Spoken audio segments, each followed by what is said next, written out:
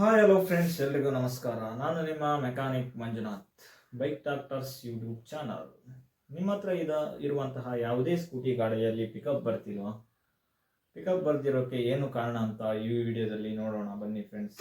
ಹಾಗಾದರೆ bike related interesting video ನೋಡಲು ನಮ್ಮ ಚಾನಲ್ನ ಸಬ್ಸ್ಕ್ರೈಬ್ ಮಾಡಿ, ಬೆಲ್ ಐಕಾನ್ ಒತ್ತಿ ಕಮೆಂಟ್ ಮಾಡಿ ಫ್ರೆಂಡ್ಸ್.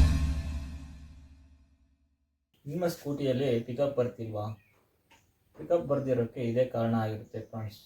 ನಿಮ್ಮ ಹತ್ರ ಯಾವುದೇ ಕಂಪನಿಯ ಸ್ಕೂಟಿ ಇರ್ಬೋದು, ಆದರೆ ರನ್ನಿಂಗಲ್ಲಿ ನಾಯ್ಸ್ ಬರೋದು ಅಥವಾ ಅಪ್ಪಲ್ಲಿ ಪಿಕಪ್ ಇಲ್ಲದೆ ಇರೋದು, ಹಾಗೆ ಸ್ಟಾರ್ಟಿಂಗ್ ಜರ್ಕಿಂಗ್ ಬರೋದು, ಸ್ಟಾರ್ಟ್ ಮಾಡಿದ ತಕ್ಷಣ ಎಷ್ಟು ಕೊಟ್ಟಾಗ ಗಾಡಿ ಜರ್ಕಿಂಗ್ ಬರೋದು, ಇದಕ್ಕೆಲ್ಲ ಇದೇ ಕಾರಣ ಆಗಿರುತ್ತೆ ಫ್ರೆಂಡ್ಸ್.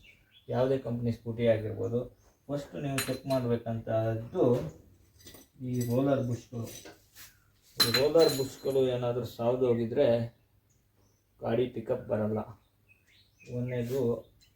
ಎರಡನೇದು ವೇರಿಯೇಟ್ರ್ ಬಾಡಿ ಈ ಬುಷ್ ಕೂರುತ್ತಲ್ಲ, ಈ ಬುಷ್ ಕೂರೋ ಜಾಗ ಇದೇನಾದ್ರು ಸಾವ್ದು ಹೋಗಿದ್ರೆ ನಿಮ್ಮ ಗಾಡಿ ಪಿಕಪ್ ಬರಲ್ಲ. ಹಾಗೆ ನಂತರ ವಿ ಬುಷ್ಗಳನ್ನು ಚೆಕ್ ಮಾಡಬೇಕು. ಆಮೇಲೆ